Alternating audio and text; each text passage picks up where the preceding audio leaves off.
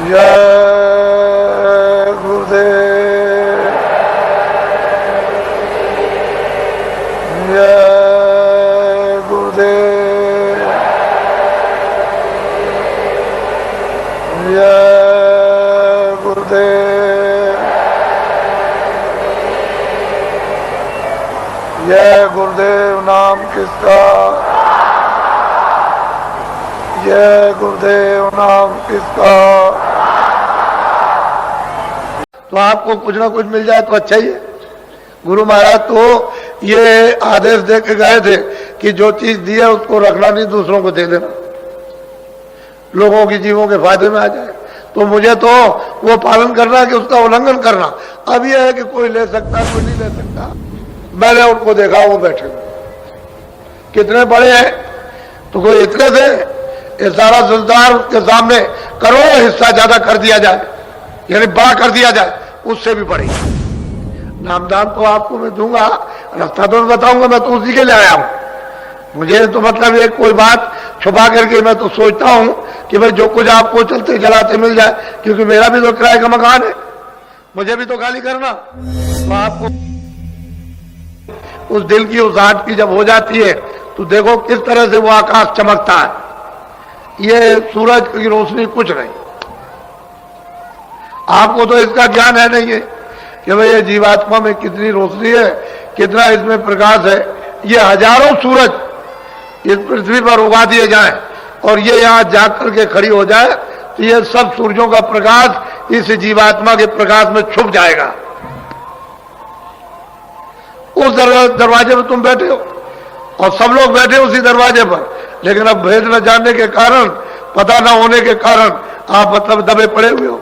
अब कोई जानकार अगर मिल जाए जो निकल गया, वो अगर मिले तो आपको निकाल ले, वो तो मिलता नहीं कहीं, इसलिए तुम भटकते हो और बस मतलब ये सोचते हो कहाँ मिलेगा, इधर उधर भगे, उधर भगे, उधर भगे। तो इसलिए आज ये पहला दिन है, ये प्रथम, आज 25 है, मतलब ये आपके ये फरवरी है, आज से ये शुरू हो गया। तो आप लोग बड़ी सावधानी से आओ, जितने भी अपने यहाँ प्रबंधक है, कर्मचारी है, मतलब ये ऐसे तो हमारा मन किसी से खराब नहीं, कोई किसी से भी खराब नहीं। अब आपका मन खराब हो जाए तो क्या हो, लेकिन हाँ ये नए नए लोग आते हैं तो क्या चाहते हैं कि भाई कोई जगह मिल जाए, क्या चाहते हैं कि भाई चलो गंगा स्नान करेंगे, थोड़ा बहुत पानी मिल जाए, चलो वहां 2, 4, 5 दिन 10 दिन रहेंगे। तो असल में चाहते हैं कि भाई दूर से आए हो तो आप थोड़ा बहुत एक दूसरे की सेवा, वो आपकी सेवा करेंगे। आप ये नहीं है कि आप ये समझते हो मैं यही रहने वाला ही मैं सेवा करूंगा, नहीं, वो जो आए हैं वो भी आपकी सेवा करेंगे, लेकिन जरा उनको बैठ तो जाने दीजिए। आप बैठने नहीं दोगे उनको तो आपको क्या इसका बोध होगा कि ये क्या करते हैं और हम क्या करते हैं। तो आपकी सेवा भी पता चल जाएगी और इनकी सेवा का भी अनुभव हो जाएगा, तो दोनों की सेवा मिल जाएगी। उसी में हो जाता है मोहब्बत प्यार। अगर ये मोहब्बत प्यार न होता तो ये आपको रूप दिखाई नहीं देता। तो कोई बात तो जरूर है, कोई चीज है तभी तो ये बात देखने को मिल रही है। तो ये देखो अभी चले आ रहे हैं, अभी तो बेचारे तांता लगा हुआ है, आ रहे जगह खोज रहे, सामान कहाँ रखे, तो आप लोग मदद कीजिए। इन बेचारों को क्या मालूम है कि कौन सी काली सड़क है, कौन सी मतलब है कि संगम की सड़क है, कौन महावीर की सड़क, कौन किले की सड़क है। तो थोड़ा बहुत आप इनको बता दीजिए कि भाई इस सड़क पर चले जाओ, इस सड़क पर चले जाओ, तो ये अपनी जगह पहुंच जाएंगे और वहां अपना बिस्तर बोरी बिस्तर रख लेंगे। तो फिर उसके बाद में ठहर करके तब एक दूसरे का संगम होगा, समागम होगा। पहले तो सब लोग एक दूसरे की मदद, एक दूसरे की सेवा करो। असल में ये थोड़े दिन का हालात, इसको कहते हैं क्षणिक आनंद। अभी तो तुम दुख में फंसे हुए रो रहे हो, चिल्ला रहे हो, परेशान हो, तुम सोचते हो कि दवा से ठीक हो जाएंगे, हमको सुख मिल जाएगा, आराम मिल जाएगा। तो उसमें कहोगे हमने आपको धन से मिल जाएगा, उससे भी मिलने वाला है ही नहीं। कहोगे मकान से मिल जाएगा, कुछ नहीं, बाल बच्चों से मिल जाएगा, इनसे मिलेगा, उनसे विद्या। अगर मिल गया होता तो फिर लोग क्या चिल्ला पड़ते कि हमको मिल गया। राज करने वाले, कोई सेठ साहूकार, कोई खेती वाले, अगर इनको कुछ मिलता है सब चिल्लाते, लेकिन वो कहते हैं इसमें है ही नहीं। जब इसमें आनंद है ही नहीं, इसमें सुख है ही नहीं है, इसमें आराम ही नहीं, सुबह से लेकर शाम तक परेशानी। तो मेहनत तो आपने की है शारीरिक, लेकिन उसका फल आपको कुछ नहीं मिला। क्यों? कि आपने उस मेहनत का दुरुपयोग किया। अगर सदुपयोग कर लेते तब तो आपको क्षणिक आराम, आपको क्षणिक आनंद मिल जाता, लेकिन आपने उसका सदुपयोग नहीं किया, दुरुपयोग कर लिया। तो इसलिए सबको दुख है। कोई आदमी ऐसा नहीं है जिसको बेचैनी ना हो, लेकिन अब यह है कि वो महात्मा फकीर मिले तभी तो हो सकता है, ऐसे नहीं होगा। तो ये मनुष्य रूपी मंदिर में दोनों आंखों के बीचों बीच ये जीवात्मा बैठी है और उसमें तीसरी आंख है। कैसे आप निकाल सकते हैं कि तीसरी आंख नहीं है? अगर नहीं होती तो रामायण झूठी हो जाएगी। ये जो और किताबें धार्मिक है वो फकीर महात्माओं की सब झूठी हो जाएंगी, लेकिन वो तो चीज है। जब है चीज तो फिर यह है कि आपको भी मिल सकती है। ऐसा क्यों कहो कि हमको नहीं मिलेगी? मिल जाएगी, लेकिन जिसके पास वो चीज होगी दे देगा आपको। उसकी आपको प्रतीक्षा करनी, उसके पास तक पहुंचने की जरूरत है। उसके पास तक पहुंच गए तो चीज मिलेगी, जिसके पास जो चीज होगी वही देगा। इसलिए आप लोग दूर दूर से चल करके आए और चले आ रहे हो, और ये निरंतरता था आज और कल दोनों दिन पूरा लगा रहेगा। इसको ऐसा मत समझिए ये महामानव कुंभ लगने जा रहा। हम आपको इसी मैदान में आपकी दृष्टि के सामने दिखा देंगे कि ये बता देंगे कि ये पुल से लेकर और यहां तक कोई जगह नहीं रह गई। ये इसको आप ध्यान में रखिए, आपके सामने ये चीज आ जाएगी। और मुझको देखिए, मुझे तो कोई घमंड नहीं, मैं तो आपका सेवक हूं, हमेशा सिर झुकाता रहता हूं। मैं तो कोई महात्मा नहीं, मैं तो खुद कहता हूं कि ना कोई महात्मा ना कभी बना, ना कभी बनता हूं, ना भविष्य में। मैं तो आपका सेवक हूं, आप मुझको देखिए। आप तो एक आदमी की मेहनत उसको देखना चाहिए, सब बुद्धिजीवों को, और जो अनपढ़ है उन सबको विचार करना चाहिए कि एक आदमी कितनी मेहनत कर रहा और किसके लिए, कि भाई तुम्हारी जीवात्माओं का भी कल्याण हो जाए और शरीर का भी तुम्हारा, जब तक इसमें जीवात्मा रहे उसको लाभ पहुंच जाए। तो आप शरीर का भी लाभ नहीं और जीवात्मा तो खड्डे में जा ही रही।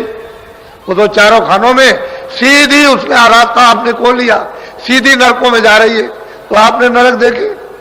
आपको तो पता भी नहीं, मालूम ही नहीं नरकों में आपको क्या होगा।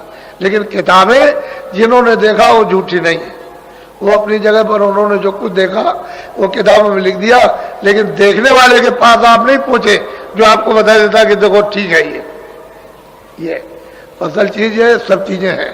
तो स्वर्ग के दरवाजे में बैठे हो, उधर तो उसका नाका है, इधर मतलब उसकी ये इधर की सीमा, तो दोनों के दरमियान में जीवात्मा बैठी हुई है। और कूड़ा कचरा गंदगी को जल्दी से जल्दी हटाओ। तो पहले तो शुद्धि करो इसकी, शरीर की शुद्धि।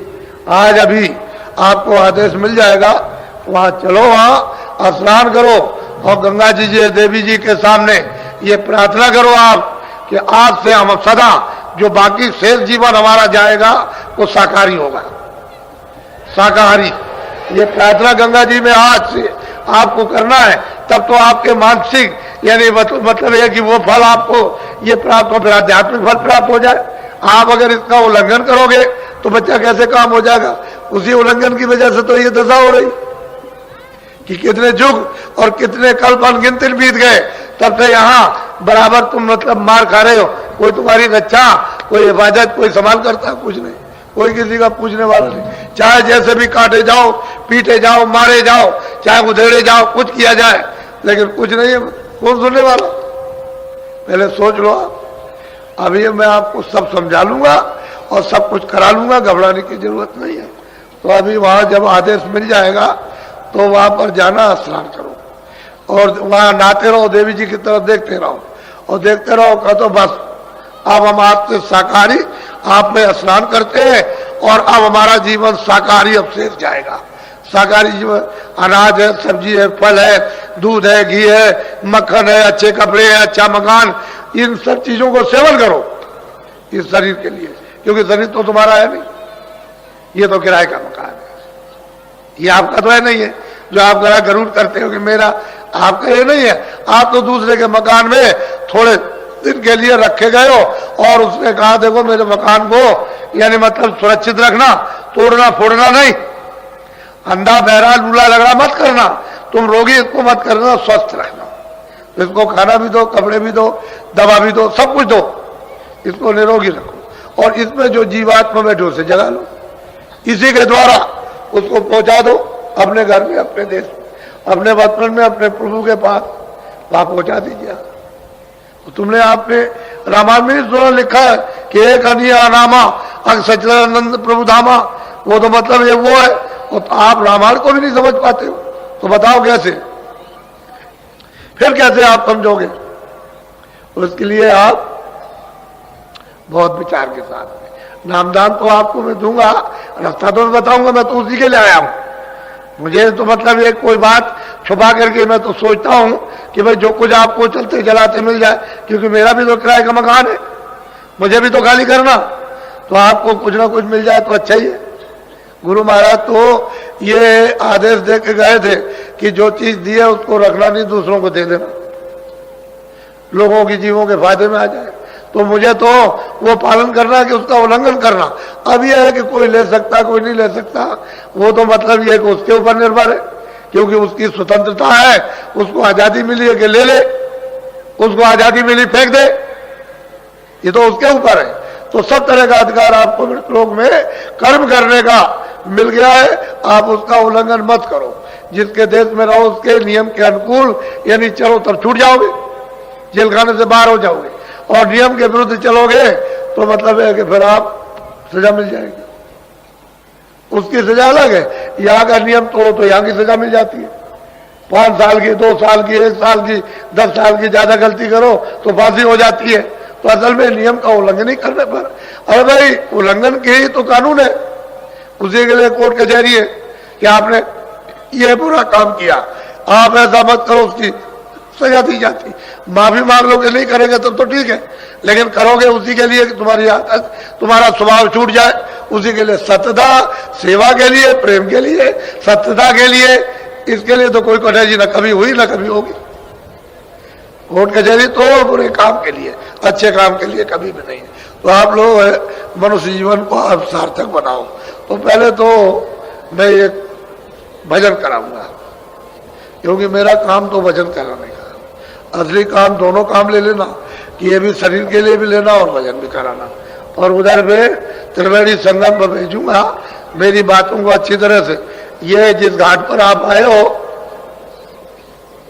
उस पर वो बैठे हुए, मल्लाह भी बैठे, पंडे भी बैठे। पंडा तो एक शब्द है, वैसे तो वो ब्राह्मण है, वो बैठे हुए, वो मेहनत करते हैं, दिन भर बैठे रहते हैं, मेहनत करते हैं, सामान को रखाते हैं, आपको मतलब है चंदन ये वो सब कुछ देते हैं, और मतलब ये है कि जगाते रहते हैं। तो आप मतलब मल्लाह नाव ले जाते हैं, ले आते हैं बरसात में, तो आगे दिन की उतराई थोड़ा बहुत उनको भी देते हैं। क्या बात है, अरे भाई रास्ते में तांगे बैठोगे, इसमें बैठोगे तो थोड़ा बहुत उसको भी कि भाई मेहनत किए, चलो भाई तुम्हारी मेहनत करने मिले। तो सब जगह अपनी अपनी मेहनत है, वो मेहनत का। रेल में बस में आते हो तो मतलब देकर आते हो, भाई वो भी मेहनत है, वो भी मतलब है कि चलेगा, टूटेगा फूटेगा ठीक हो जाएगा। तो हर जगह अपनी अपनी जगह मेहनत है, तो सबकी मेहनत दे दो तो जल्दी निकल जाओ, जल्दी काम हो जाए। और मेहनत नहीं दोगे तो फिर जही न तही फंस जाओगे, तो बड़ा मुश्किल। इसी तरह से वो विधान बना हुआ कर्मों का, पाप का, पुण्य का, तुम उसका कर्जा चुका दो। हम तो चाहते हैं सबका कर्जा चुक जाए। जितने लोग चारों तरफ से आए, किसको किसने किसको दिया है, ये बेचारे जो है क्या मतलब है कि 2-4 टीमें काम कर सकती है, जो सफाई करते हैं उनके लिए। तुम खुद झाड़ू लो अपने हाथ में इनके साथ, और झाड़ू लेकर के सुबह 2 बजे उठ करके सेवा करो, देखो कितना कर्जा तुम अदा किए देते हो। जिसका लिए तुमको क्या मालूम कि कर्जा कैसे चुकाया जाएगा। पानी पिलाओ, इनको बना करके खाना खिलाओ, अपने में से कुछ बना के खिला दो कि तुम भी खा लो आकर के। तो प्यार के साथ मोहब्बत के कर्जा चुक जाएगा। जो लाखों लाखों लिया या करोड़ों लिया है या करोड़ों किसी को दिया, तो लेना देना कर्म कर्जा बच्चा चुकेगा में ब्याज के, तो जीवात्मा छुट जाएगी, तो वापस पहुंच जाएगी। कर्म कर्जा देना ही है, इस लोक का नियम बना हुआ कि बिना कर्म कर्जे के आप अदा किए हुए यहां से जा नहीं सकते हो। फिर महात्मा ज्ञान रूपी अग्नि जला देते हैं, उसमें फेंकवा देते हैं अग्नि को, योग रूपी अग्नि को, तो उसमें जल के खाक उसका साथ सामान तैयार कर लो, फेंकने में क्या देर लगेगी, साठ से साफ हो जाएगा। तो दिमाग, ज्ञान चक्षु, तीसरा नेत्र है यानी मनुष्य रूपी मंदिर में खुल जाएगा। यही से बैठ के स्वर्ग देखो, इसी जगह से। अरे तुमको क्या पता है स्वर्ग का? अभी किसी से पूछा जाए तुम बहुत पढ़े लिखे हो, स्वर्ग में क्या क्या है और कौन कौन रहता है, तुम बता दोगे? जब तक देखोगे नहीं वहां तब तक क्या बता सकते हो? वो मुसलमान कहते हैं कि वो 14 तबक है, 14 भवन है, ना वो बता सकते हैं ना आप बता सकते हो, वो किताबों को देखते रहते हो। अरे महात्माओं ने देखा तब लिखा, आपने तो कुछ किया नहीं ना कुछ देखा, तो आप क्या बताओगे कि क्या चीज कहां पर है? तो देखो स्वर्ग में कितनी बड़ी बड़ी नदियां, कोई स्वर्ग इतना है, ये छोटा सा, ये जो इतना आपका मृतलोक है, इससे जितना पूरा विश्व जो, इससे मतलब कितने करोड़ों हिस्सा ज्यादा, यानी कितना ज्यादा तो स्वर्गलोक है। उसमें कितनी बड़ी बड़ी नदियां, ये तुम्हारी सब नदी ऐसे सारे संसार की ऐसे चला दी जाए एक नदी बनाकर, तो वहां इतनी सी मालूम होगी, ऐसी ऐसी बड़ी बड़ी नदियां बह रही। अरे तुम उधर चलो उस रचना की तरफ, उस मतलब ये है कि देवलोक की तरफ में, कि यही से रास्ता जाता है सीधा। और जब तुम्हारा ये साफ हो जाएगा तो बच्चा यही से सीधा, अरे भाई जहां दूरबीन जब लगती है तो दूर की चीज पास और पास की चीज दूर, यही से दिखाई देती है। तो तुम्हारे पास तो दूरबीन है ही, आंख की सफाई होने की जरूरत है कि वो मैल चला जाए, गंदगी चली जाए तो दिव्य नेत्र ज्ञान चक्षु खुल जाए। तो यही से बैठ के महात्माओं ने तो यही तो है, वो कहते हैं कि मुंह देव नैन, मैंने अपनी आंखों को बंद किया, बंद कर लिया। वो स्वामी जी कहते हैं दोनों आंखें बंद कर दी, ये मेरी अंदर की आंख खुल गई, तीसरी आंख, तीसरा नेत्र, दिव्य नेत्र खुल गया। वो कहते हैं मोह विलोक राम मुस्काए। मैंने उनको देखा, वो बैठे हुए कितने बड़े हैं, तो कोई इतने थे, ये सारा संसार उसके सामने करोड़ों हिस्सा ज्यादा कर दिया जाए, यानी बड़ा कर दिया जाए, उससे भी बड़े। कोई ऐसे बैठे इस तरह से, कहते हैं मैंने उनको देखा, वो बैठे मोह विलोक राम, कहते हैं वो बैठे हो, मैंने उनको देखा और मुझे देख करके हंस पड़े, मैं भी हंस पड़ा। वो कहते हैं मैं भी आता हूं, वो भी हंसे, वो भी खुश हो गए, मैं भी खुश। तो उन्होंने रास्ता दे दिया, कह लगे चले जाओ उधर, उधर जाओ, तुम उधर जाओ। तो कहते हैं उधर मार, कहते हैं उधर गया तो खड़ा हो गया बीच में, तो उधर देखता हूं अंडा जराया। कहते हैं तमाम स्वर्ग वैकुंठ की रचना को उन्होंने देखा, फिर निगाह मारी उन्होंने नीचे की तरफ, तो मृतलोक क्या है उसको भी उन्होंने देखा, फिर निगाह मारी कि नरक क्या चीज है उसको भी देखा। नहीं उधर बहु ब्रह्मांड दिखाया, कहते बड़े बड़े ब्रह्मांड, बड़े बड़े लोग मैंने दिव्य ज्ञान चक्षु से देखे, यही बैठ करके दोनों आंखें बंद की और यही बैठ करके मैंने उनको देखा। तो सफाई तो करो कम से कम, गंदगी कूड़ा कचरा भरे रहोगे तो कैसे हो? जब आंख खराब हो जाएगी तो कितने यत्न करते हो कि आंख किसी तरह से रोशनी दे जाए, तो तुम कितना यत्न करो। अरे भाई जहां पर ये कूड़ा कचरा जमा है वो बिना महापुरुष के कोई जानता ही नहीं, किसी को मालूम ही नहीं है, और बगैर उठ के कोई साफ कर नहीं सकता, चाहे जितना उपाय करो आप। उनको मालूम है इसकी जुक्ति के कूड़ा कचरा किस तरह से ये साफ होगा। तो जब वो रास्ता बता देंगे, दरवाजा बता देंगे तो टालो, थोड़ी सी मेहनत निमित्त मात करो, बाकी तो वही करेंगे, बगैर उनकी मेहनत के काम नहीं होगा। तो थोड़ा निमित्त मात करो कि चलो हम भी करेंगे तो दोनों की मेहनत जुड़ जाए, तो सुलभ हो जाएगा, सहज हो जाएगा, आसान हो जाएगा। तो चीज आपके पास सब कुछ है और आपको सब बताऊंगा, घबराने की जरूरत नहीं। मैं तो सबको देने के लिए आया हूं कि सबको मिल जाए, सबका फायदा हो जाए, सबका लाभ हो जाए। हमको काले पीले नीले और सफेद से ऊंचे नीचे से क्या मतलब, मनुष्य होना चाहिए, उसमें जीवात्मा है ही। जब मनुष्य है, चलता फिरता बोलता देखता तो जीवात्मा, तो उस जीवात्मा का बेचारी का लाभ हो जाए, ये तो चाहता नहीं। इसलिए आप लोग बड़े सौभाग्यशाली हो कि आपकी बार ये अवसर आपको 10 दिन का मिला। ऐसा अवसर आपको 10 दिन का कभी मिलता नहीं, ये बहुत दिनों के बाद पड़ा। और आज से 25 से फरवरी से और 6 मार्च तक जो इतना योग है वो इतना 100 वर्षों में भी नहीं पड़ा। ऐसा ये सुयोग है, शुभ घड़ी है, क्योंकि आध्यात्मिक शुभ घड़ी है वो मतलब भौतिक आपके पत्रा वाली नहीं, पत्रा वाली तो बराबर चलती रहेगी, वो तो बराबर गिरोह का अपना काम चलता रहेगा उसके को लिए। लेकिन ये आध्यात्मिक, ये जो जीवों के लाभ के लिए 100 वर्षों में भी ऐसा नहीं आया। इस तरह का ऐसे तो लाभ प्राप्त करते हैं जो जिज्ञासु रहे, उनको प्राप्त होता रहा, लेकिन सामूहिक लाभ नहीं प्राप्त हुआ। ऐसा जो पढ़ा तो बहुत अच्छा कि आपने सबने दर्शन दिए और आपने इधर आकर के हमको भी देखा और मैं आपको देख रहा हूं।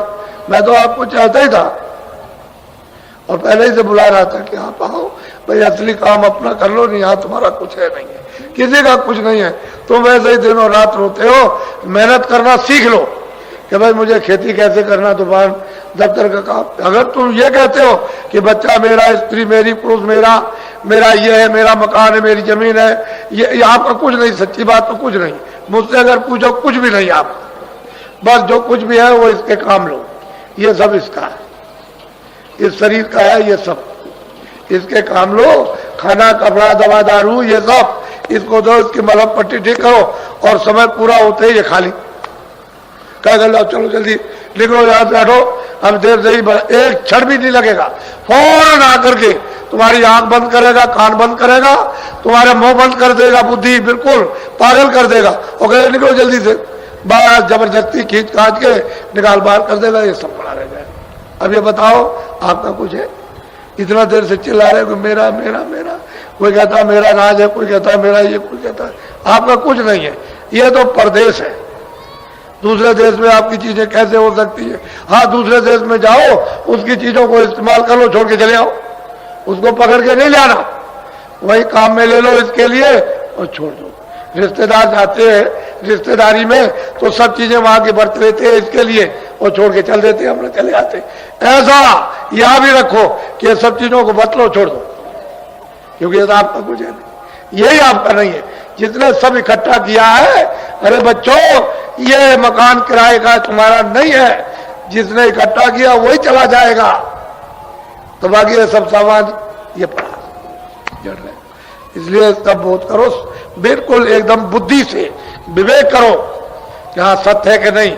बुद्धि का भी एक सत्य होता है, उसको आप अच्छी तरह से धारण कर लो कि ये सत्य है, ये इधर उधर होने वाला कुछ भी नहीं।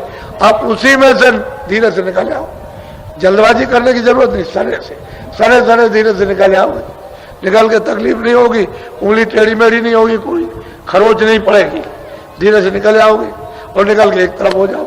ऐसे ही लोगों ने, यानी मतलब यह है कि रहकर और अपना जीवन बिल्कुल अपने काम में ले लिया और पार हो गए। इसी मृतलोक में, इसी ग्रस्त में रह करके पार चले गए। तो अभी मैं आपको थोड़ा भजन पर बैठाऊंगा, कम से कम आधा घंटा भजन। आप सबके सब एक कपड़ा रखा करो, रुमाल रखा करो या कोई गमछा रखा करो। देवियां हैं, जरा सा धोती थोड़ा सा आगे सिर पर कर लेगी, ताकि मतलब है एक पर्दा रहे मालिक की याद करने का, भजन करने का, ताकि उसकी इज्जत के साथ यानी याद की जाए। इसलिए ये होता है, ऐसा नहीं कि मतलब है बड़े बूढ़े आते हैं तो बहुएं घर में पर्दा डाल लेती, ऐसे कि हम आपकी इज्जत करते हैं, हम आपको आदर की दृष्टि से देखते हैं, यानी आपको नमन करते हैं। इसी तरह से मालिक को याद करने के लिए थोड़ा सा इज्जत के लिए पर्दा चाहिए, उसका थोड़ा सा पर्दा डाल लो। पहले समझ लो, मन को, बुद्धि को, चित्त को, ये दोनों आंखों के बीचों बीच ये जीवात्मा बैठी है। इधर देखो, इधर ये, इसी को हिंदी में कहते हैं हृदय, उर्दू में कहते हैं दिल, अंग्रेजी में कहते हैं हार्ट। ये दोनों आंखों के मध्य भाग में बीचों बीच इसमें तीसरी आंख है, तीसरा कान है, तीसरी नाक है।